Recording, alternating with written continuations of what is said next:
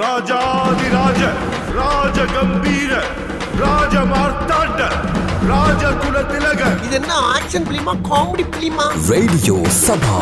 Radio சபா. கிளம்பிட்டாயா கிளம்பிட்டாயா.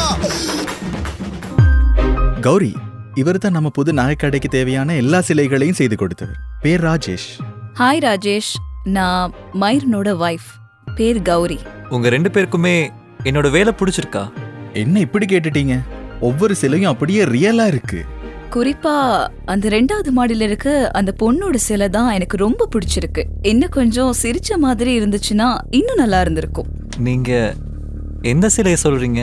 இல்ல கௌரி, அந்த சிலையை மட்டும் ராஜேஷ் செய்யல, அதை நான் தான் எடுத்துட்டு வந்தேன். நீங்களா? எங்க இருந்து அந்த சிலையை எடுத்துட்டு வந்தீங்க? அது ஒரு பழைய குடோன்ல இருந்துச்சு. யாரு ஓனர்னே தெரியல. சரி, நம்ம புது கடைக்கு பொருத்தமா இருக்கும்னு சொல்லி நான் தான் எடுத்துட்டு வந்தேன். அப்படியா? நான் ஒருக்கா அந்த சிலையை பார்க்கலாமா? கண்டிப்பா, அதோ அங்க இருக்கு. அதுதான் இந்த சிலையா? மயூரன், இந்த சிலை இந்த கடைக்கு வேணாம். இது இப்பவே வெளியே தூக்கி போடுங்க. ஏன், என்ன ஆச்சு? இல்ல, இந்த சிலை இங்க இருக்க கூடாது. சொன்னா புரிஞ்சுக்கோங்க. ஏன் ராஜேஷ், உங்ககிட்ட இருந்து இந்த சிலையை நான் எடுக்கலன்னு சொல்லி கோவமா? இல்ல இந்த சிலை செஞ்சவருக்கும் உங்களுக்கு ஏதாவது சண்டையா? ஐயோ, அந்த சிலையை செஞ்சதே நான் தான். நீங்க செஞ்ச சிலைய ஏன் நீங்களே தூக்கி போட சொல்றீங்க? எல்லாமே உங்க நல்லதுக்கு தான் சொல்றேன். இது ராசியே இல்லாத சிலை. இது எங்க இருக்கோ அந்த இடத்துல நல்லதே நடக்காது. இந்த காலத்துல இதையெல்லாம் நம்புறீங்களா ராஜேஷ்? நான் உங்களுக்கு இந்த சிலையோட கதையை சொல்றேன், நீங்களே நம்புவீங்க.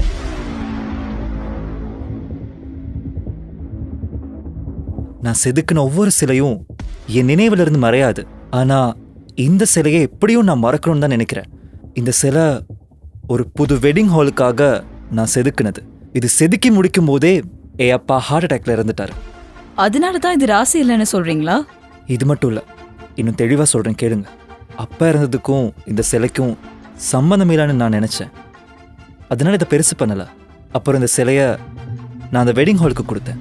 அந்த வெட்டிங் ஹாலில் நடந்த முதலாவது கல்யாணத்திலேயே இந்த சிலை மாப்பிள்ளை தலைமையில விழுந்து மாப்பிள்ளை அங்கேயே இறந்துட்டாரு.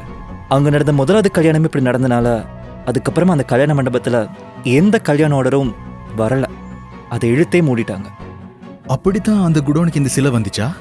இல்ல, அதுக்கப்புறமா இந்த சிலை ஒரு புடவை கடைக்கு போச்சு. சிலை வந்த 5வது நாளே அந்த ஜவுளி கடை தீ பிடிச்சி நாசமா போயிருச்சு. ஆனா இந்த சிலைக்கு மட்டும் ஒண்ணுமே ஆகல. அதுக்கப்புறம் தான் இந்த சிலை நீங்க சொன்ன குடோனுக்கு போச்சு. அதனால தான் சொல்றேன், இந்த சிலை இங்க வேணாம். நீங்க சொல்றத வச்சு பார்த்தா இந்த சிலை இங்க இருக்க வேணான்னு தான் தோணுது.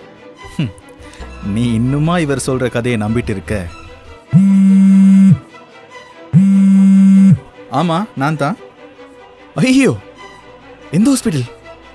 இதோ இப்போவே வரேன். என்னங்க, என்ன ஆச்சு?